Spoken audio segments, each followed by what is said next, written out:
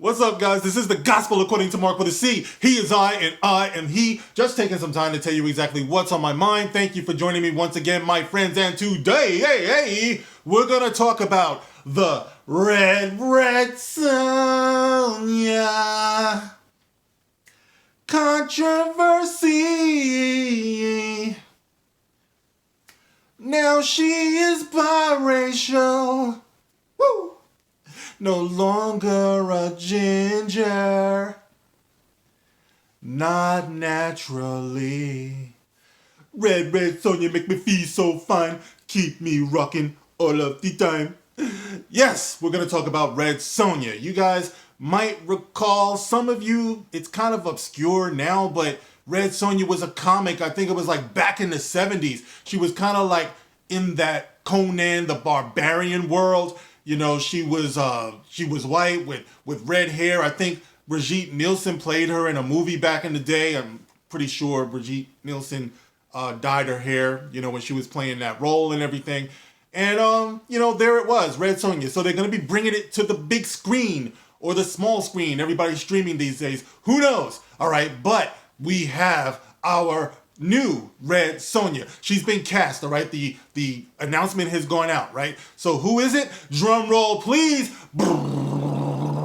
Pow! We have Hannah John Kamen. Come on down, Hannah John Kamen. She's known for quite a few things, but one of the only things I know her for was Ant-Man and the Wasp. You know, she was that hot chick, you know, who was wearing all white and she was like disappearing and, you know, all badass and stuff like that. She's good. I like her style. You know, she does anger and fury like really well, you know, hurt me, mommy, hurt me, you know, and that's her. All right. So she's going to be doing this, Red Sonja. And because it's an obscure character, if she does it right and is written right, I could see her getting away with it, you know. And I say getting away with it because you know how it is these days, right? Everything is being blackwashed, and a lot of you guys don't understand where the anger is starting to come from because it's clearly a gimmick, you know what I mean? And being as Falcon or Captain America, Black Captain America would say, I'm a black man in America. And one thing that bothers me is this trend because it's a gimmick using my race as a gimmick. I don't like how Hollywood is doing that. You know, they're using my race and my heritage as a gimmick to jump off their little reboots and get black dollars in the movie theaters and stuff like that. Because inevitably when you hear news like this, there's going to be two camps, right? One camp is going to be like, what the hell are they doing? They're ruining it. I can't stand it. That's not the way she's supposed to look. And there's the other camp that says, why not, right? Why not? And then they get offended because, of course, black people can do it. Why are you saying that? She could do it. You haven't even seen her try. She could do a good job. Okay, fine. All right, I get it. But my thing is, I'm in the why camp. You might be in the why not. I'm in the why. Why are they doing this? You know what I mean? Because I could see if it was some like revolutionary, visionary directors or writers, you know, like vision or whatever. But at this point, it really is a gimmick because you just see it. You see Black Superman, Black James Bond. Just about every character that's old that they bring to the big screen now is got to either be black, it's got to be either race swapped or gender swapped. And guys, you know, and I hate to speak it into the world, but you know, sooner or later, they're going to do this with Star Wars. Yes, I guarantee you, under Disney, because that's all they do. Under Disney, you will see a black Luke Skywalker. You will see a black Princess Leia. You'll see a black Han Solo. Why not, right? The only question is, how are they going to put that on a promotional poster? The poster for the movie is going to be blank, I'm sure, because they don't believe in putting black people on posters. So anyway, this is what we have going on.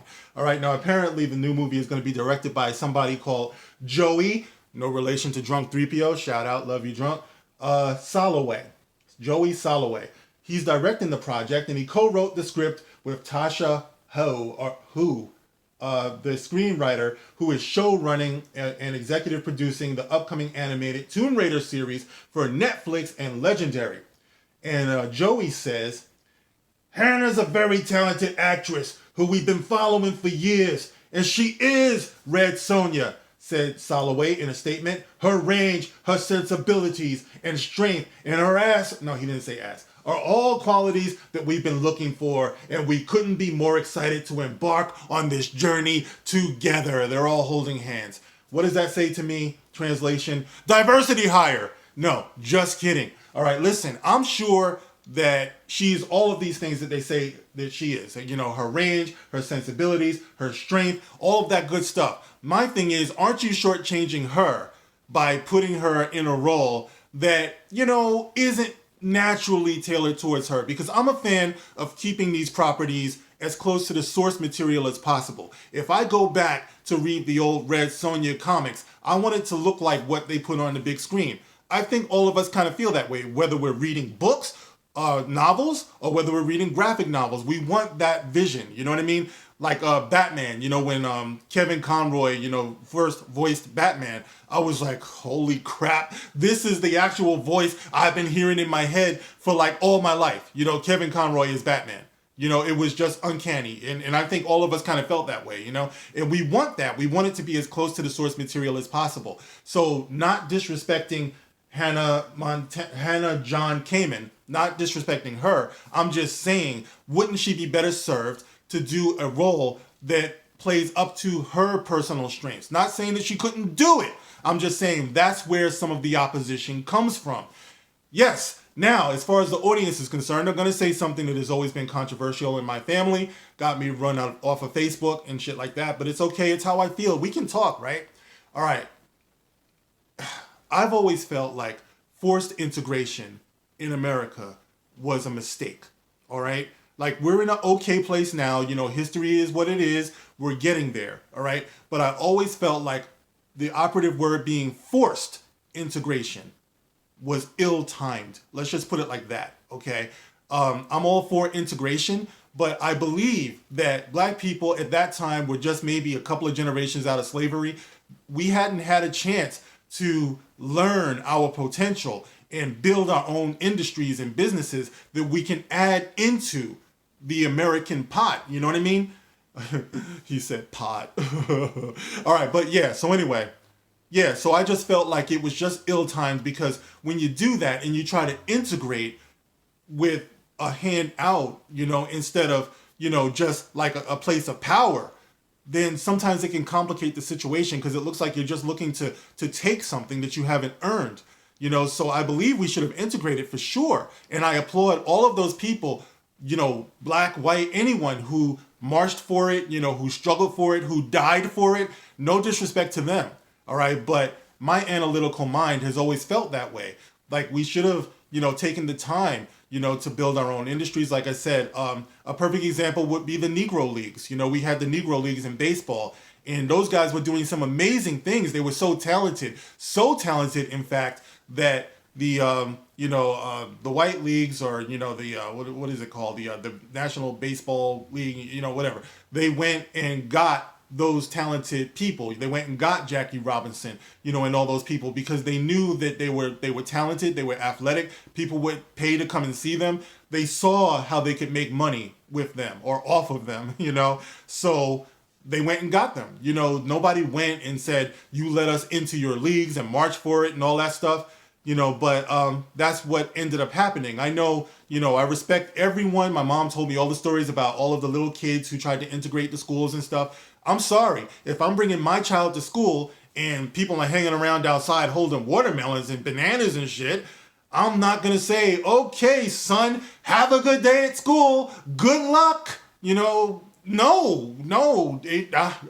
I kind of get the feeling maybe we're not wanted here. Let's go. You know, let's build our own. And then, like I said, it's America. It's a melting pot. So everyone at their highest potential, you bring us your best, you bring us your brightest, and we all come together that way. You know, that's the way I always felt. What does this have to do with Red Sonja and Black Superman and all of that? I feel like the black audience just takes what we're given. You know, like, we can't do anything else. Like, we never thought of, you know, doing anything else. So all we ever going to get, like I said on the last video, the best we're ever going to get is to be imitations of something else.